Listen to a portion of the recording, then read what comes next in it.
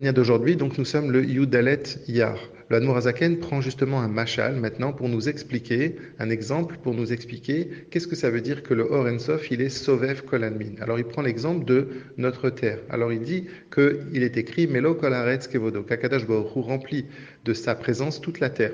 Quand on parle ici de la terre, on veut parler de la Terre sans ses habitants, c'est-à-dire sans les humains et sans les animaux. Donc la Terre sans ses habitants, c'est quoi? Eh bien, c'est deux catégories. C'est soit d'eux-mêmes, soit les minéraux, ou soit Tsomeir, soit les végétaux. Donc quand on regarde les minéraux et les végétaux, mais on ne voit pas la présence d'Hachem. La présence d'Akadosh Baruch Hu, elle est cachée, elle n'est pas visible dans la nature. Eh bien, c'est ça justement être Sovev Kolanim. Cette lumière, cette force d'Akadosh Baruch Hu, cette vie d'Hachem, eh bien, elle est là, puisque Hachem, il est Melo Kolaretz Kevodo. Hachem, il remplit toute la terre de sa présence. Sauf qu'il la remplit de manière à ce qu'elle ne soit pas visible, à ce qu'elle ne s'habille pas.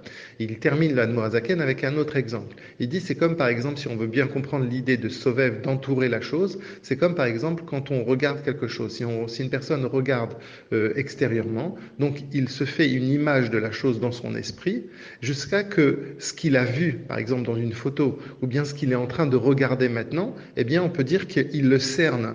Il le cerne dans son esprit.